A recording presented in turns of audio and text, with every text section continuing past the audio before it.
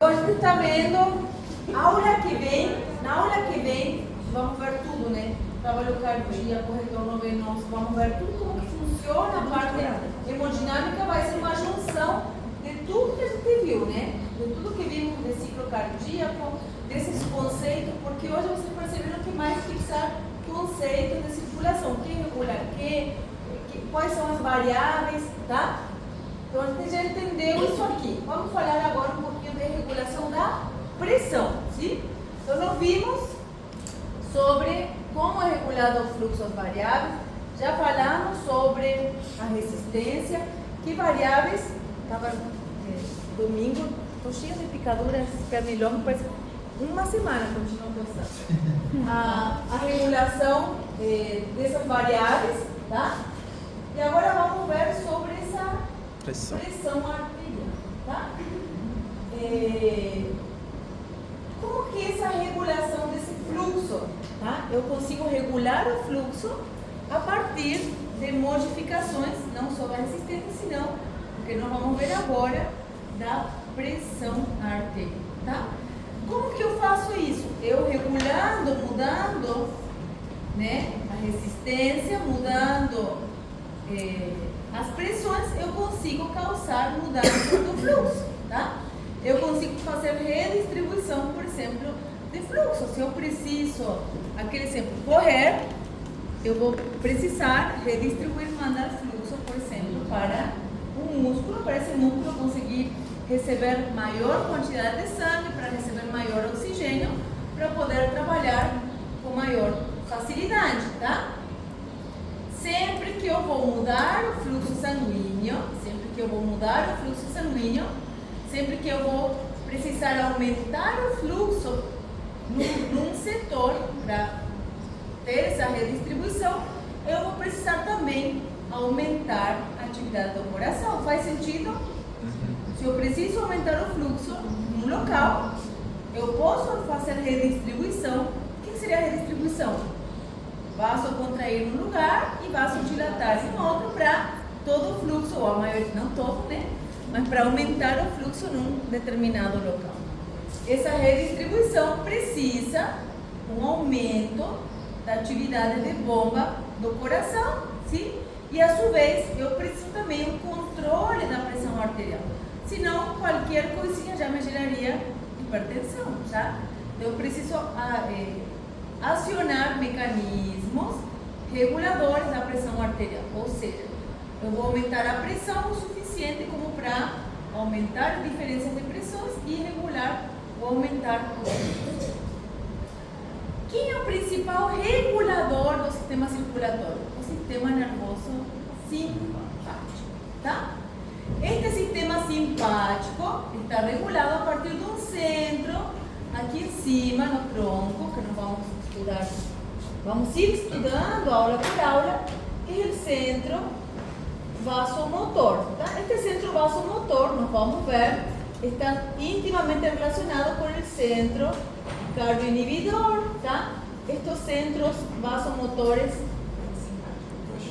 opa, nós damos pirilex. Este centro vasomotor, ele vai receber a informação, tá? Ele está relacionado a outro centro, como por exemplo, centro de regulação ou de controle da pressão de oxigênio, tá? Centro que vão monitorizar a pressão de CO2, sim?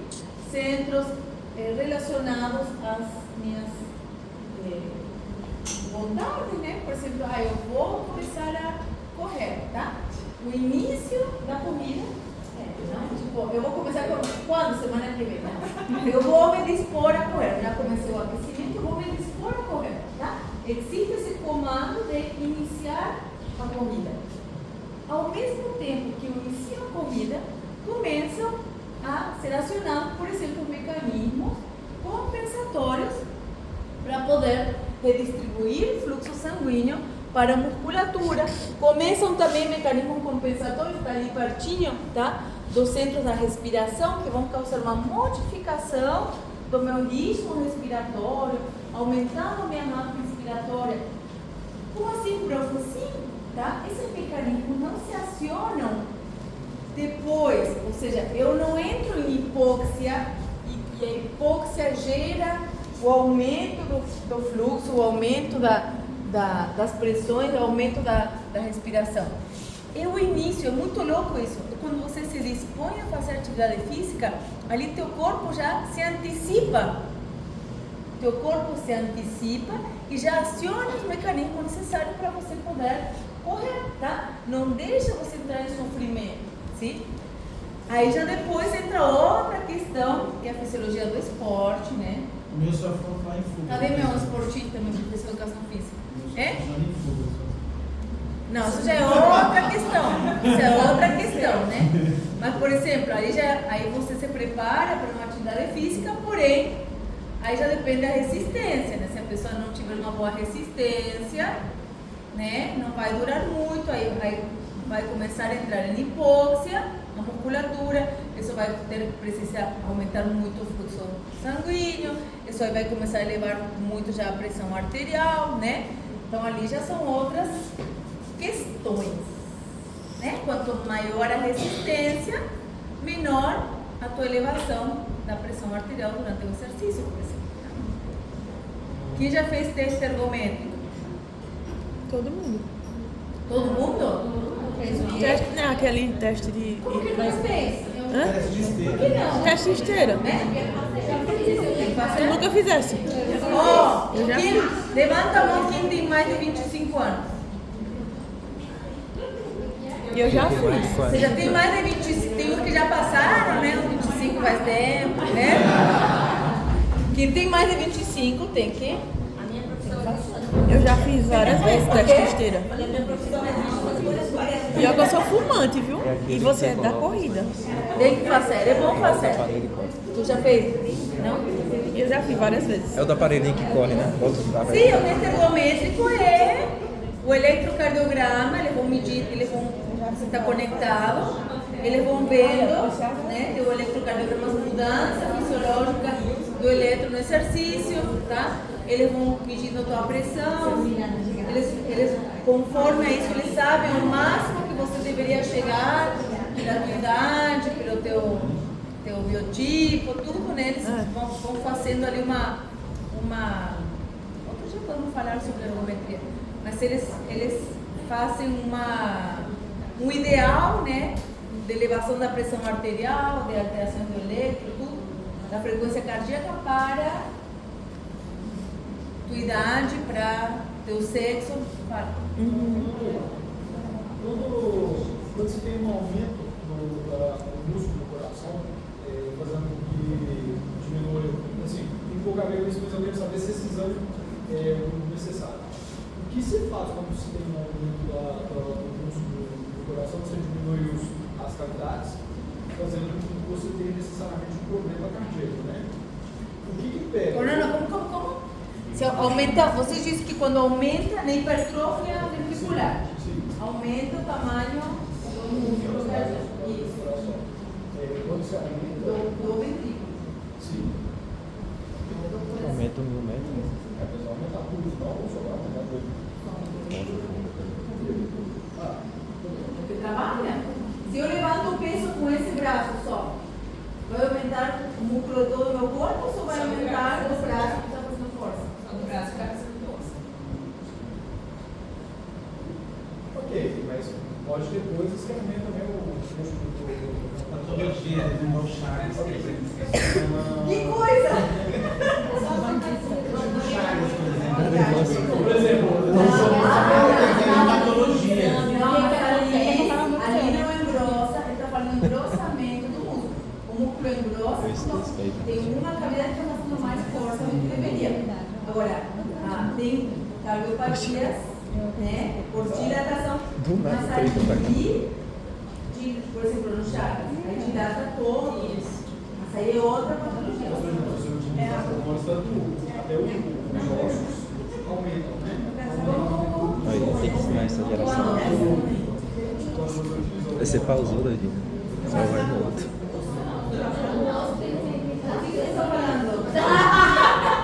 Tu começou a pensar em colocar Eu acho que o professor usa bom.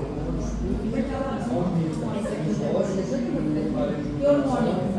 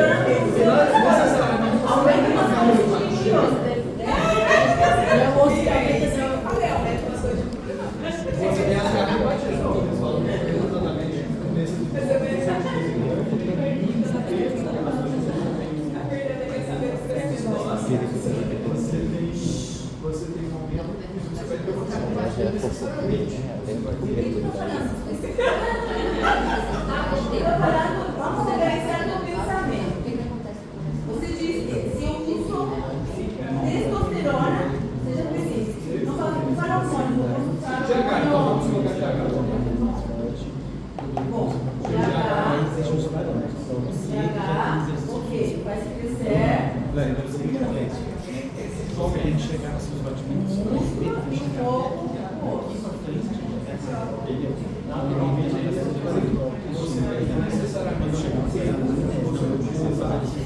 só que a parte vai aumentar os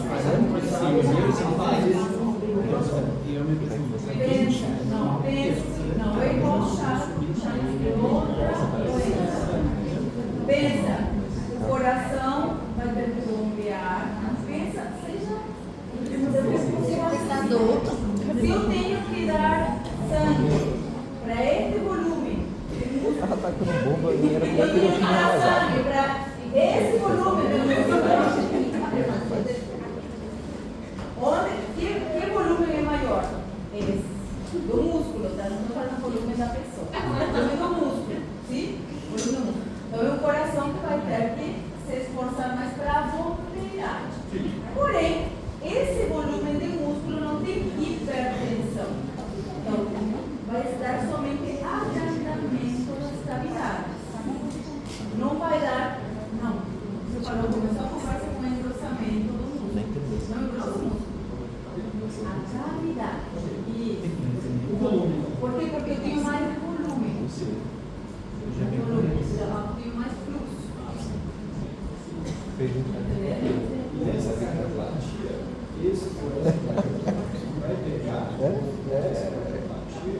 Vai aparecer no elétrico, mas isso aí não é do musculoso, é mais do atlético.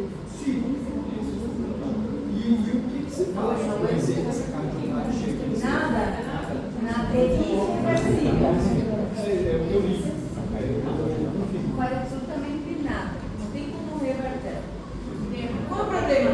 A cardiopatia do coração. O quê? Nenhuma. Não regrede, né? Não regrede. O que cresceu, cresceu. Agora, mas ali é diferente, né? Porque ali é um coração que ele vai crescendo e às vezes no crescimento. Diminui as paredes. Não. Ali que está. Não. Se cresceu. Só vai diminuir as cavidades na hipertrofia concêntrica. Ou seja, quando cresce a parede e cresce para dentro. Isso só acontece na hipertensão arterial. Só. Não tem nada a ver com o hormônio. Porque aí é um ventrículo que está sempre. Força, porque lembra quando ele precisa subir na pressão mínima para poder superar a pressão mínima da artéria para poder abrir a válvula e ejetar. Imagina que uma mínima de 80 faz uma força. Imagina uma mínima de 120. O paciente tem 120, 180 de pressão arterial. Não é a mesma coisa você forçar até 80 para abrir a válvula e ejetar e forçar até 120 para poder. Então, ali um músculo tem que estar sempre forçando. Você está sempre com uma carga alta. O pessoal usa da endocrinologia, isso é extremamente importante. A endocrinologia envolve, inclusive, até pessoas com câncer, Bem-vindo e trazendo no meio das mulheres. Não, tudo E daí, tá tudo junto, tá tudo unido. Tem como separar. Isso que eu vejo Somos vocês entenderam. totalmente diferentes, Faz né? uma coisa com a outra, né? Eu e ela. A questão da raiva eu acho que é parecida. Ela é explosiva também. E o problema, qual é? Eu O nunca vi problema também é explosiva. o pessoal Só que ela tomando, é aquele spint, né? tomando hormônio como se fosse. E eu sou pitbull. É aquele spint baixo, pequenininho. É Fica muito, o pessoal toma Eu acho como que se fosse mais nada. calmo dos três aqui é tu. Os três. Vocês, o pavio, nem tem pavio, tem, é direto da explosão. A Camila, você pensa que a Camila já é, a Faísca já é.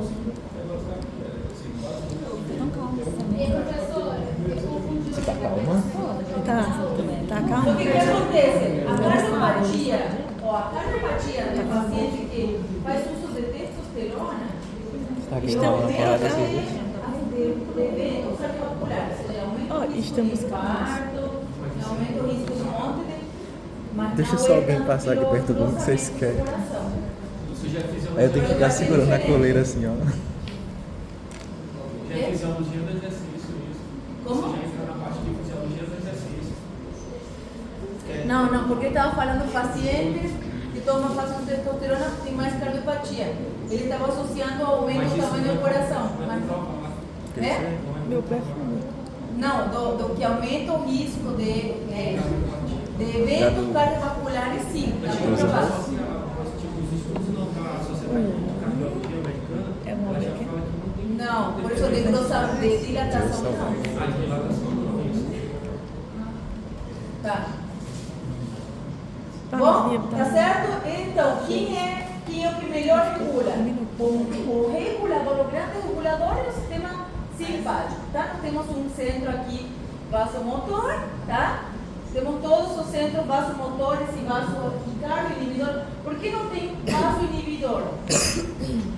Porque nós vamos ver depois, isso na aula que vem, o negócio aí. Estes centros vão reagir, tá? Vão reagir com o centro vasomotor, que é aqui do sistema simpático. Esse sistema simpático vai estar conectado, tá, com o sistema cardiovascular, vai estar conectado com os vasos sanguíneos e vai fazer o quê? Vai estimular o coração, vamos ver?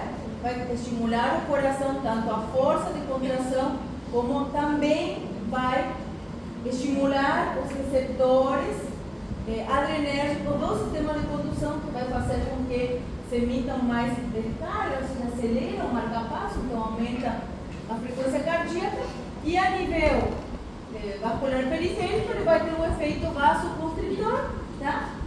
Qual é o efeito vasodilatador? O efeito vasodilatador seria por inibição da vasoconstrição, tá? O sistema simpático ele não é vasodilatador, muito menos o parasimpático. Lembre que o parasimpático não está na circulação periférica. O parasimpático não está na circulação periférica. Ele só vai ter um efeito ionotrópico e cronotrópico negativo, ou seja, inibidor no coração. E a nível periférico, eu consigo aumentar ou diminuir a resistência vascular, como aumentando o estímulo simpático ou diminuindo o estímulo simpático. Sim? Bueno, entonces, esta inervación lo que va a causar es aumento da resistência, e se eu aumento a resistência num ponto, eu vou diminuir o fluxo nesse ponto. Concorda? Que a gente já viu. Não vamos ter inervação de grandes vasos, inclusive venas, sim? Que é possível que tenha inervação simpática, diminua o volume dos vasos. Lembra que eu falei para vocês que era importante isso quando eu precisava redistribuir, tá? Eu usava aquele volume das veias para poder enviar sangue a tecidos que estão precisando muito mais, sim? Então isso aqui é importante porque essa pequena, meu Deus, nossa veia não contrai muito. Não, mas aquele pequeno estímulo simpático no sistema venoso já é suficiente para causar redistribuição de fluxo para órgão. A gente já viu, falou sobre isso, né? No caso de uma fuga, uma luta, para órgãos que estão precisando de maior fluxo, como o cérebro, o coração, o pulmão e a musculatura da fuga ou da luta, tá? Bom, então, lembrem que eu não tenho parasimpático na parte vascular periférica, tá? Somente tem inervação simpática na circulação. Eu posso aumentar o estímulo ou diminuir o estímulo para vasocontrair e vasodilatar. Onde tenho participação do parasimpático? Somente a nível cardíaco. O simpático vai ter um efeito, lembre-se, que o vago é aquele preguiçoso, então aquele que diminui, que acalma, né?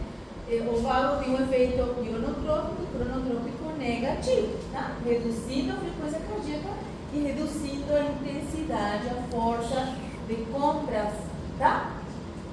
Enquanto, então, o sistema simpático está em toda a circulação, toda a parte periférica, lembrem que este sistema simpático não só é importante regulador, né, para vasocontrair e vasodilatar, senão que o sistema simpático é autônomo, tá? Quando vocês foram lá em anatomia, vocês viram que as artérias tinham um tono vascular, tá? Você tocava na artéria e ele era durinha, sim? que mantém esse tono vascular, o paciente vivo, né? Que mantém esse tono vascular é o sistema simpático. Ou seja, a musculatura dos vasos sanguíneos, principalmente das artérias, né, que tem maior e melhor tono, é uma descarga lenta, persistente, sim, de contrações que vão fazer com que essa musculatura se mantenha sempre em estado de semi-contração. Lembra que vimos, quando vimos músculo liso, falamos que existia um sistema, que era o sistema encerroco, que fazia que a contração muscular se mantivesse ainda sem presença de ATP e cálcio, tá? Quando esgotou o cálcio, esgotou o ATP, ele conseguia se manter, ou seja, eu preciso de ATP para soltar, mas se não tiver ATP, o músculo liso continuava contraído. Louco, né? Essa contração, esse sistema de cerroco, essa contração em cerroco, que é um tono muscular sem ATP, é importante a gente falou nos esfínteres, mas principalmente nos vasos, tá?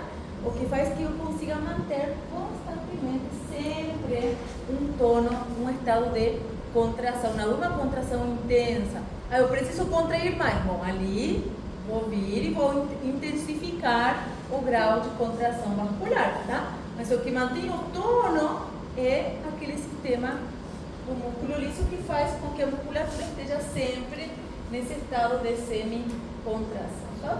O estado de contração parcial, sim? Por que parcial? É porque quando eu contrair para valer, eu passo a contrair, tá certo? Se eu relaxo, eu vou dilatar, e se eu contrair mais, eu vou contrair, e no estado de repouso normal, por assim dizer, vai ser um estado de contração parcial, certo? E essa pressão arterial, olha só, ele vai aumentando os decilímetros. Essa pressão arterial, você vai desglossar agora aqui. Vamos desglossar agora para cá, sim? Essa pressão tem variáveis. Essa pressão depende de quê? Depende do gasto cardíaco e da resistência. Sim? Como assim, prof? Sim. Qualquer mudança da minha resistência periférica vai alterar a minha pressão arterial, e mesma coisa, qualquer mudança do gasto cardíaco vai alterar a minha pressão arterial. Isso aqui a gente vai continuar falando a aula que vem, não se preocupe. Então, por exemplo, aumento da resistência periférica, tá? Ou seja, qualquer situação que crie vasoconstrição, principalmente das arteriolas, tá? O aumento do retorno venoso. Em que situação eu vou ter aumento do retorno venoso? Estou explicando esse aqui, sim? Em que situação eu vou ter aumento do retorno venoso? Por exemplo, numa situação onde eu tenho maior desplazamento de sangue para o coração, tá? Como, por exemplo, uma vasoconstrição periférica. Você entende? Se eu gero uma vasoconstrição periférica, vai aumentar a quantidade de sangue que vai chegar ao coração. Isso vai fazer com que aumente meu gasto cardíaco.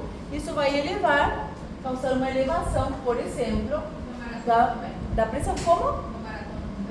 Uma maratona também? Maratona? Correr, claro, né? Porque aí eu vou correr e vai aumentar também o retorno venoso, sim? E aí o que eu vou ter ainda? Aí eu vou ter um aumento do gasto cardíaco para tentar manter o fluxo, sim? E para eu elevar e aumentar o fluxo, vou ter que elevar a pressão arterial. Então aí eu vou ter uma elevação da pressão arterial para aumentar a diferença de pressão com a parte periférica, para elevar ainda mais o fluxo. E esse aumento do fluxo aumenta ainda mais o gasto cardíaco. Dá para entender? São todos mecanismos que vão se ativando. Agora eu parei de correr, o que aconteceu? A minha demanda periférica começou a diminuir, eu já não preciso mais tanto fluxo a nível periférico, essa vasodilatação que eu tinha nas pernas vai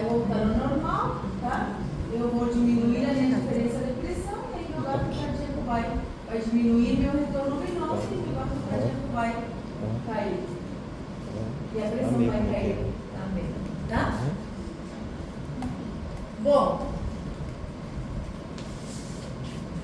lembrando que tudo isso aqui nós vamos ter sempre intervenção do sistema nervoso, tá? Então, esse sistema nervoso vai intervenir em que na pressão arterial?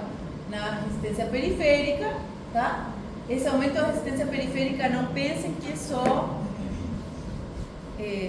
vasoconstrição, é uma vasoconstrição para redistribuir fluxo, tá? Então, essa redistribuição de fluxo, estão entendendo? Eu aumento a resistência periférica para redistribuir fluxo sanguíneo. Qual é a finalidade de vasocontrair? Enviar sangue para um setor que está precisando mais. Estão entendendo? Essa é a finalidade. Se você vai correr, por exemplo, aquela ideia nem da fuga. Se você vai fugir, eu vou precisar enviar mais sangue para o pulmão, para o coração, para o cérebro, para o músculo. E para isso, como que eu faço para enviar mais sangue? Eu tento tirar de lugares onde não vai ser utilizado. Ali eu vou vasocontrair, então eu vou redistribuir. Vou enviar sangue de um setor para outro, tá? Só que esse aumento na resistência periférica acaba aumentando o sangue que retorna ao coração. E isso acaba elevando o gasto cardíaco, o trabalho do coração. Sim? Como? Exato, sim? Isso faz o quê? Esse coração que está recebendo muito mais sangue do que deveria, né? Do que antes, vai começar a trabalhar mais. E a sua vez, o sistema simpático, que é o que estamos falando, vai ter que potencializar essa bomba cardíaca. Depois, o que faz esse coração? Aumentou o retorno venoso e esse coração vai ter que trabalhar mais. Pela mesma lei, pelo próprio mecanismo de Frank-Starling, ele vai aumentar seu trabalho cardíaco em forma intrínseca, mas ele vai receber aquela ajuda do sistema simpático, estimulando, né, aumentando a contração, a força, tá? Lembre que aumenta a entrada de cálcio dentro do músculo, a sua vez no sistema de condução estimula o sistema de condução para ter maior, também entra mais cálcio, sim? No sistema de condução, o que faz o quê? Se entra mais cálcio na fibra muscular do sistema de condução, encurta aquele período da fase 4, lembra? Lembra a fase 4? A fase 4 era aquela despolarização diastólica. Então, esse período que era de cálcio, era dependente de cálcio, quando ingressa mais cálcio na célula do sistema de condução, esse período fica mais curto. E isso aí vai elevar a frequência cardíaca, eu vou ter mais descargas em menos tempo. Então, olha só que legal. Então, ali eu vou ter aumento da frequência cardíaca, eu vou ter aumento da força, porque entra mais cálcio também no músculo, tá? E tudo isso vai elevar, vai causando uma elevação. Nós vamos ver também da pressão, tá? O que devo entender? Que nós vamos ter, de forma periférica, receptores, que isso aqui a gente vai ir vendo ainda em respiratório, vamos ir vendo ainda em renal também. Nós temos receptores que estão conectados. Pensa que todos os receptores estão conectados com centros vasomotores, né, cardiorreguladores do sistema simpático na região do bulbo, tá? Estes quimiorreceptores vão ser quimiosensíveis, tá? Tanto a ausência de oxigênio como a excesso de CO2. Lembre que os receptores, aqui vamos ver melhor em respiratório, mas em geral, os quimiorreceptores que detectam elevação do CO2 estão localizados na região central, bem próximos ao centro da respiração, e que os centros que detectam a diminuição do nível de oxigênio são mais periféricos, tá? São mais periféricos. No cajado aórtico, na bifurcação do seno carotídeo, você viu isso em anatomia, eu acho, né? Ótimo. Então, o que acontece? Esses centros, a sua vez, estão associados a outros receptores que também vão se ativar, ou seja, esses centros vasomotores também vão se ativar não só quando tem mudanças no nível de CO2, de oxigênio, senão também há um tipo de receptor que não está anotado aqui, se chama varioreceptor. O que é o varioreceptor? Eles também estão aqui nos vasos sanguíneos principais da aorta e do seno carotídeo, que vão detectar queda de pressão, tá? Então, qualquer situação que eu tenha uma queda de pressão, eu vou estimular o sistema simpático para elevar a pressão arterial. Como que vai elevar a pressão arterial? Através da vasoconstricção, tá? Se eu aumento a pressão aqui no coração, vou aumentar a diferença de pressão e vou acabar aumentando o fluxo. Entende? Bom, o que mais? Nós vamos ver ainda não vamos ver que dentro dos reguladores, então já vimos que, nossa, qual é o principal regulador da pressão arterial? Sistema nervoso simpático. Ele está ligado com tudo, ele está ligado com receptores de CO2, com receptores de oxigênio, com receptores de pressão. Ainda ele está ligado, né, para poder fazer redistribuições de fluxo, poder absorver um lugar para outro, tá? Então ele que é o maior e melhor regulador da pressão. Agora, nós temos outros reguladores, tá? Temos outros reguladores. Por exemplo, temos reguladores que são por reflejos auriculares, tá? Por receptores que estão na artéria pulmonar, sim? Que fazem o quê?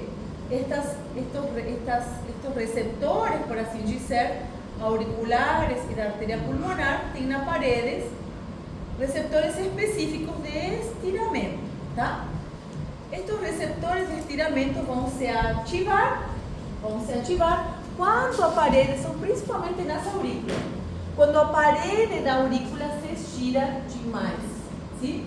Então, quando, pensem agora comigo, se eu tenho uma situação onde as paredes das aurículas se esticam demais, se estiram demais, e porque eu estou tendo muita pressão, tá? Se eu tenho muita pressão, é porque provavelmente eu estou tendo muito volume. Esse estiramento da parede vai estimular, por exemplo, nas aurículas, a liberação de um hormônio que se chama fator natriurético atrial. Já deve ter ouvido falar. Esse fator natriurético atrial é um hormônio que ele vai até o rim, vai ser liberado a partir das paredes da aurícula e ele vai agir no rim como? Estimulando a diurese, a natriurese. Por que natriurese? O na vem de que? Ion. Do sódio. Isso mesmo. Então, o que ele faz? Ele diminui a reabsorção de sódio, tá? Então, esse sódio que vai ser reabsorvido em menor quantidade, ele vai ser eliminado em maior quantidade, tá? Esse sódio que vai ser eliminado vai arrastar o quê? Água, tá? Como?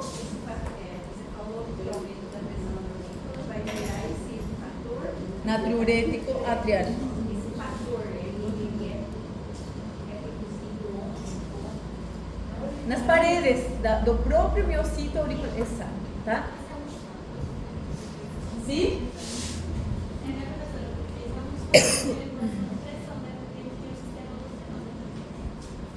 Mas o sistema renina que precisa de aldosterona faz o quê? Aumenta ou diminui? Por exemplo, são mais alturas, fazendo com mais circulação ao preencher mais as alturas. Bom, então vamos um por vez. Vocês estão se confundindo. Então, o que faz aqui? Esse péptido, o fator natriurético, tá? Ou seja, eu consigo diuresis pela eliminação, aumento da eliminação de sódio. Lembrem que o sódio não se secreta, ou seja, eu estou reabsorvendo o sódio E na reabsorção de sódio nos túbulos renais, eu vou absorver também água, né? Porque a água vai atrás do sódio. Então, quanto mais sódio eu consigo reabsorver, mais água eu consigo reabsorver, né? Daí o que acontece? Aí, este péptido, o que faz? Ele diminui a reabsorção de sódio. Então, eu vou absorver menos sódio e vou acabar eliminando mais sódio e esse sódio vai acabar arrastando a água e dessa forma aumenta a diurese, tá? Ou seja, eu vou ter uma maior excreção renal de urina, tá? Isso vai fazer cair a volemia e um fator, esses são fatores que se acionam, né, numa situação de aumento da pressão arterial. A longo prazo, estes fatores vão caducando, tá? Então isso aqui são fatores que vão ser ativados, porém, se essa hipertensão persiste muito no tempo, eles vão começar a ser inativados. Ou seja, são fatores que não vão conseguir se manter durante muito tempo, tá? Bom, tá certo? Então, esse é um fator que vai tentar abaixar a pressão. Os outros fatores que elevam a pressão, sim, e que mais? O sistema da hormona antidiurética, tá? Então, nós temos outros dois sistemas, sim? Que não vamos falar hoje, vamos falar em renal, mas são também sistemas hormonais, que é o sistema do ADH, hormônio antidiurético, que ele é secretado pela neurohipófise, ele vai ser liberado não por uma queda na pressão, senão por um aumento da osmolaridade. Tá? Queda de pressão também pode estimular sua secreção, mas assim, o maior estímulo é um aumento da osmolaridade. Se aumenta a osmolaridade é porque o sangue está concentrado, porque tem pouca água. Então, o que faz o antidiurético? Ele evita, na verdade não evita a diurese, ele diminui a diurese. Faz com que você urine concentrado para tentar poupar água, para enviar líquido. Como? Aumenta o volume. Isso. No caso, para regularizar a osmolaridade. E acaba elevando a pressão também, tá? E o sistema renina-angiotensina-aldosterona, um sistema em cascata, sim?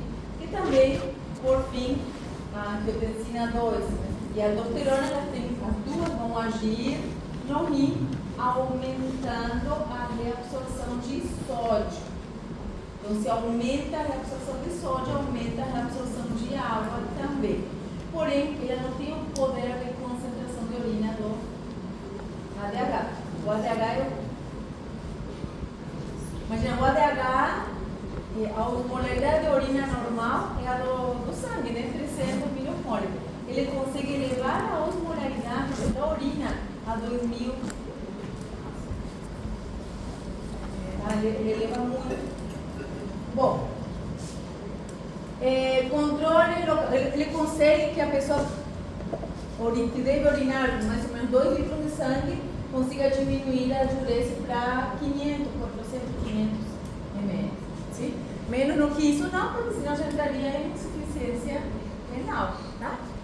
Bom, e a sua vez eu falei para vocês que nós tínhamos controle local, tá? Ou seja, eu posso ter o simpático, eu posso ter os fatores natriuréticos, eu posso ter até esses hormônios que vão regular a pressão de forma sistêmica, principalmente o simpático por vasoconstrição, vasodilatação, por aumento no sistema de bomba, tá? Que também aumenta a pressão e acaba aumentando o fluxo.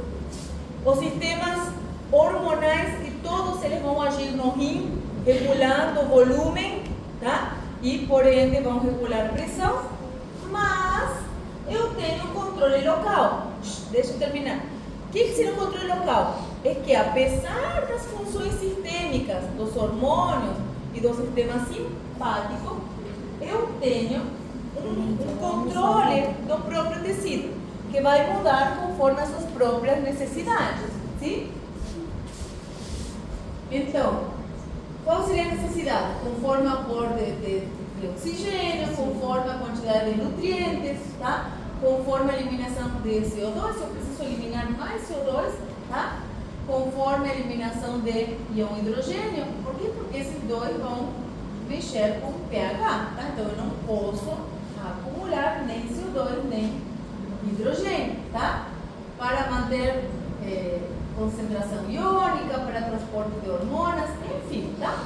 Tem várias situações que vão fazer com que eu precise mudar o fluxo local num determinado tecido ali no órgão específico, tá?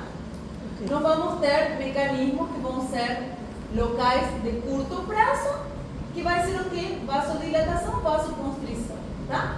Ou seja, é a liberação, lembra que falei lá no início?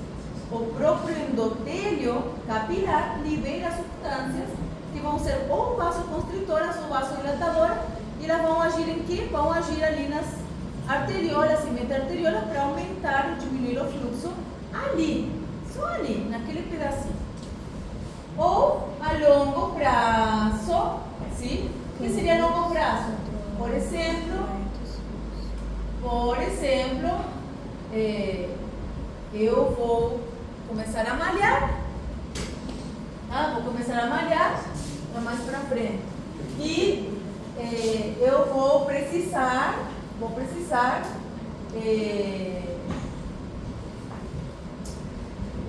mais quantidade de oxigênio no músculo, tá? Acho que está mais para frente. O que acontece? Esse músculo que precisa mais oxigênio, no começo ele vai sofrer hipóxia. Essa própria hipóxia vai causar mudanças no tecido a longo prazo, ou seja, imediato, localmente eu vou vasodilatar. Mas a longo prazo, se eu começar a malhar com frequência, todos os dias, a longo prazo eu vou aumentar o número de capilares, tá? Ou seja, vou começar a ter angiogênese. A quantidade de capilares vai ir aumentando, isso vai fazer com que a vascularização desse tecido seja cada vez melhor. Isso faz com que cada vez que vou malhar, eu consiga ter um melhor desempenho, eu canso menos, eu já não sinto dor. Por quê? Por que sentia dor antes? Porque eu entrava em anaerobiose e começava a liberar lactato. O lactato é uma das substâncias que melhor estimula receptores de dor, né? Então, imaginem só. Então, cada vez, quanto mais atividade física eu fizer, mais vasos sanguíneos eu vou começar a formar. Isso vai fazer com que melhore a vascularização, tá? E essa angiogênese vai ir melhorando. Eu paro de malhar, pode ser no sentido contrário também. Como? Sim, mas não é tão drástico. Por isso que existe uma memória muscular, né? Então não é que eu vou voltar a estar caseiro como era antes. Vou ter uma diminuição da vasculatura, porém aquele músculo já está semi-pronto. É só voltar a malhar que logo responde, tá? Responde mesmo. Eu vejo que ela está toda assim, né? Tá. Bom, sim? Então, esse aqui é importante. A curto prazo que estamos falando, sim? Que efeito metabólico tisular, ou seja, começa um aumento do metabolismo, aumenta o fluxo, tá? E para quê? Para tentar aumentar a disponibilidade de oxigênio, tá? Esse aumento do fluxo pode aparecer não somente, tá? O fluxo sanguíneo aumenta muito sempre que diminui a disponibilidade. Então isso aqui também, lembrem que, por isso que eu gosto de dar o exemplo do exercício, por quê? Porque é o que a gente tem na cabeça. Mas eu posso ter outras situações também, onde eu vou ter menor quantidade de oxigênio. Temos o exemplo do músculo. Estou forçando o músculo trabalha mais, precisa mais oxigênio, entendi. Agora, lembre que podem existir outras situações onde também eu vou precisar mais oxigênio, como por exemplo, um problema respiratório, tá? Onde eu estou tendo uma alteração na troca. Estamos falando de processos mais agudos, tá? Não estou falando paciente de POC ou que for lá morar, né, na Bolívia. Estou falando da pessoa que foi lá, um processo agudo e de repente, né, teve uma infecção, tá? Ou foi lá para o Peru e vai ter uma menor disponibilidade de oxigênio, tá? Ou situações que também alteram a captação de oxigênio pela hemoglobina, né? Que diminui a afinidade da hemoglobina pelo oxigênio, que também pode causar vasodilatação, tá? Nos tecidos por falta de disponibilidade de oxigênio, sim?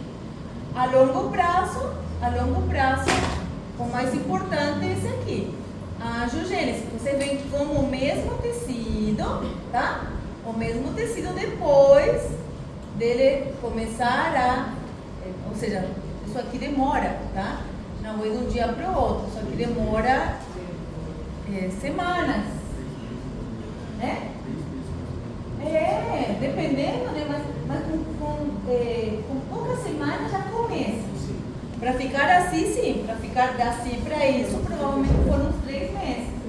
Mas já logo na primeira semana, segunda semana, quando você começa a ter hipoxêmia, ali já começa o processo de angiogênese. Sim? Tá bom? Então, o que seria controle humoral? Humoral vem de que palavra? Principalmente hormonas. Exatamente. Tá? Então, quais seriam as principais substâncias vasoconstrictoras? Bom, adrenalina e noradrenalina, só que aqui estamos falando da adrenalina e noradrenalina como hormônio. Vai ser adrenalina e noradrenalina do terminal, do neurônio, do sistema simpático? Não, da suprarrenal, tá? Então aqui estamos vendo o efeito da noradrenalina, sim? O efeito sistêmico liberados a partir da medula suprarrenal. Está me olhando assim, cara, tentando entender, né? É porque eu tenho um neurônio simpático. O neurônio simpático tem um neurotransmissor. Gente, tem um neurotransmissor. O neurotransmissor que se une ao receptor, adrenalina e noradrenalina liberado pelo neurônio. E tem adrenalina e noradrenalina liberada pela medula, que são hormônios. Qual a diferença? Um se libera no terminal, vem um neurônio, libera-se um receptor, um neurotransmissor, e outro hormônio que se libera a circulação geral. Então, um vai ser quando eu quero só vasodilatar aqui, libero o neurotransmissor aqui, dilata, vasocontrair, quero vasocontrair, liberei o neurotransmissor, vasocontrair, pronto. Outro, quando eu quero efeito sistêmico, ou seja, eu quero que tudo quanto que é receptor reaja e tenha os efeitos sistêmicos da adrenalina e noradrenalina. Nesse caso, vamos liberar em forma sistêmica. Mas é a mesma substância e só muda o local ou é uma substância diferente? É muito parecida, porque vamos ver isso em endócrino, tá? Os neurotransmissores e os neuromoduladores têm uma fórmula muito similar. Eles se unem ao mesmo receptor. Por que tem o mesmo nome se não é a mesma coisa? Como? Por que tem o mesmo nome se não é a mesma coisa? É a mesma, não estou falando, é muito similar. Tanto que eles se unem ao mesmo receptor. Só que um é liberado a partir do terminal sináptico, pré-sináptico, e outro liberado desde a glândula suprarrenal, a medula. E ele é um hormônio, mas se unem aos mesmos receptores. Ou seja, o mesmo receptor de adrenalina do coração, do neurotransmissor, e da adrenalina liberada da medula suprarrenal. E a mesma adrenalina que você vai injetar na pessoa também vai se unir ao mesmo receptor. Isso varia com o local. O que mais se usa é nora, né? Que é o mais potente. Por isso que a noradrenalina se usa nos hospitais para aumentar a força de contração para vasocontrair. Já termino. Acho que é a última. E as vasodilatadoras, tá? As vasoconstrictoras, como falei, tem efeito vasoconstrictor. Como? Nós vamos ver somente no rim para aumentar a filtração glomerular. Agora, temos substâncias vasodilatadoras, sim? Como a bradicinina e histamina, que se liberam somente na inflamação. Por quê? Porque a inflamação é um processo de criar vasodilatação. E dentro das substâncias vasodilatadoras, a principal é o óxido nítrico, tá? O óxido nítrico é o principal liberado a partir do endotélio, sim?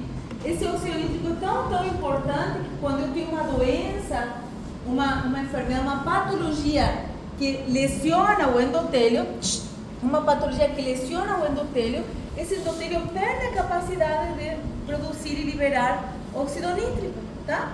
Então, por isso é que, por exemplo, o fumante, o diabético, né? Ou tem várias, ou hipertenso, né? Mas, vamos falar do fumante. O fumante fuma e cada vez que fuma gera vasoconstrição. Esse cigarro vai lesionando, tá? As substâncias químicas, não só a nicotina, são um monte, vão lesionando o endotélio, tá? E vão fazendo com que esse endotélio tenha menos capacidade de liberar óxido nítrico. Quando essa pessoa vai querer fazer um esforço físico, se exercitar, esse endotélio do músculo já não consegue mais se dilatar. Lembra que nós temos um controle local? Isso aqui seria um controle local. Como? Quando eu vou fazer um exercício, libero esse óxido nítrico para vasodilatar, para receber mais oxigênio. Então, essa pessoa, como não consegue produzir e liberar adequadamente, começa a ter sofrimento durante a atividade física, não consegue dilatar, não consegue se adequar às suas necessidades durante o exercício, sim? Bom, essa aqui é a última, tá?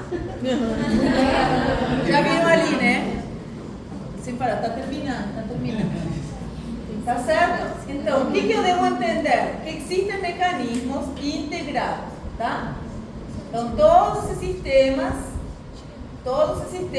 vão ser a curto prazo. Curto prazo. Por mais que diz aqui intermédio, mas é um curto prazo, sim? Somente o controle renal de volume e pressão, principalmente pela aldosterona, que são mais a longo prazo, mas mesmo assim não dura muito tempo, sim? Nós vamos continuar falando sobre isso aqui. Leiam bem no livro. Aula que vem a gente vai encerrar os conceitos de gasto cardíaco, pré-carga, pós-carga, tudo trabalho do coração. Aula que vem a gente vai trabalhar especificamente em cima desse aqui. Vamos trabalhar em cima disso, sim? Para entender. E terminamos com carga.